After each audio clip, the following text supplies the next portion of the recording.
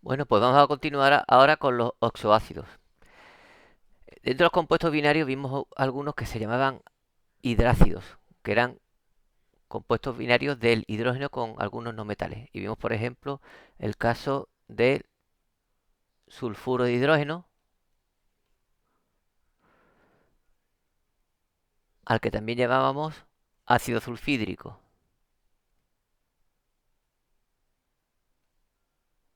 Bien, pues los ozoácidos, aparte de tener hidrógeno, que es lo que le da el carácter ácido, y un no metal, tienen también oxígeno.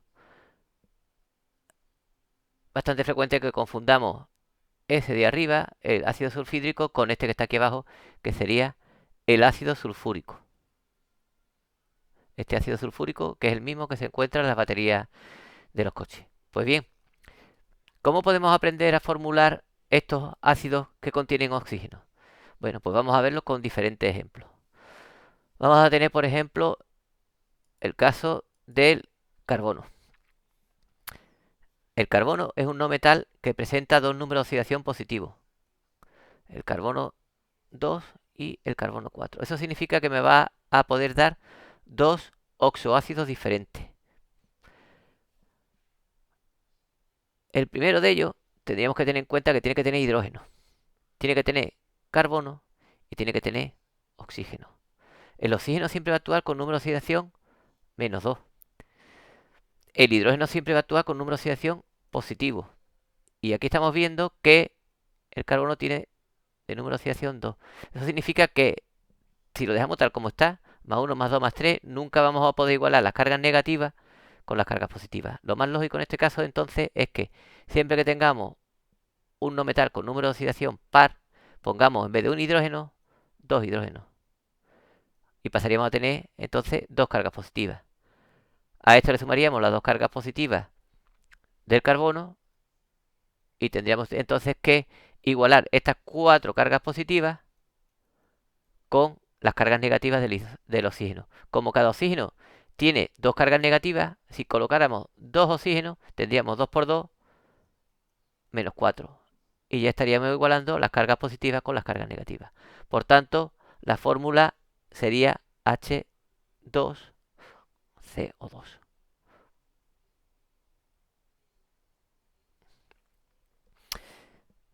¿Qué ocurre con el carbono si tiene 4? Pues haríamos exactamente lo mismo. Nos harían falta dos hidrógenos, por ser un número par. 2 y 4 del carbono serían 6 positivos. Y ahora el oxígeno tendríamos que poner en vez de 2, 3 para alcanzar los 6 negativos. 3 por -2, -6. La fórmula entonces sería ahora H2CO3. Bien, esto sería a la hora de formularlo. ¿Cómo lo nombraríamos? A la hora de nombrarlo tenemos que tener en cuenta lo siguiente. Y es que tiene dos números de oxidación. +2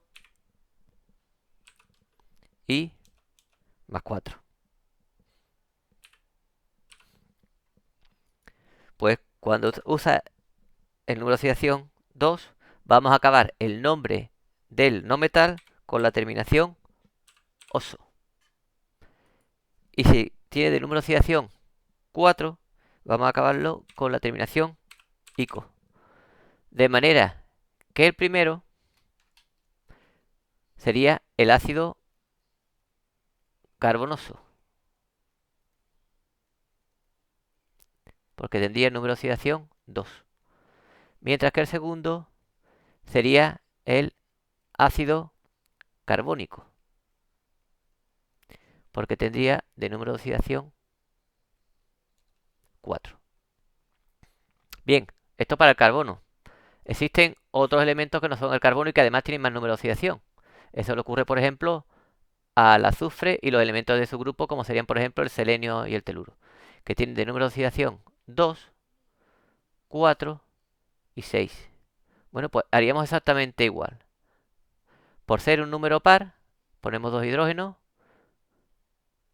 dos positivos que tiene el azufre, pues tengo que colocar dos oxígenos para igualar los 4 negativos con los 4 positivos. Pues esta sería el primero de los compuestos que daría el azufre. El segundo de los ácidos del azufre, pues lo mismo, podríamos 2 hidrógenos, un azufre, que en este caso sumaría 4, ya tendríamos 6, pues nos haría falta un oxígeno más. Este sería el siguiente de los ácidos. Y de la misma manera, el último, pues le haría falta otro oxígeno más. Tendríamos entonces el oxoácido de azufre con 2, con 4 y con 6. Si os habéis fijado, aquí he puesto solamente más 2 más 4 para las terminaciones. Pero ¿qué ocurre con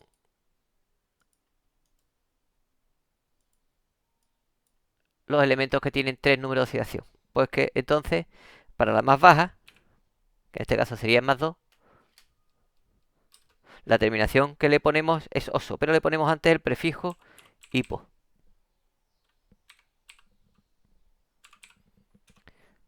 Para la de 4, que sería la siguiente, sería la terminación oso, al igual que antes.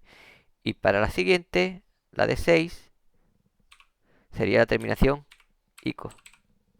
De manera que el primero sería el ácido hiposulfuroso. Este sería el ácido sulfuroso. Y el último sería el ácido sulfúrico, que es el que habíamos visto aquí en este ejemplo. Todavía hay no metales que tienen muchos más números de oxidación. Por ejemplo, el cloro.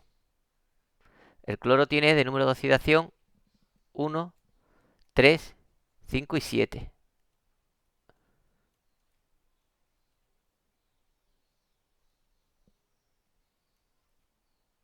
Lo mismo le ocurre también al bromo y al yodo, que están en el mismo grupo. Bueno, eso significa que va a dar 4 oxoácidos diferentes. Aquí, si os fijáis, los números de oxidación son impares. Eso significa que solamente vamos a tener que poner un hidrógeno. Porque al poner un hidrógeno y sumárselo al número impar, me va a dar un número par. Es decir, 1 y 1 serían 2, 2 positivos. Solamente me harían falta 2 negativos, es decir, un oxígeno. Para el siguiente, como tiene 3, este serían 1 y 3, 4. Me harían falta 2 oxígenos.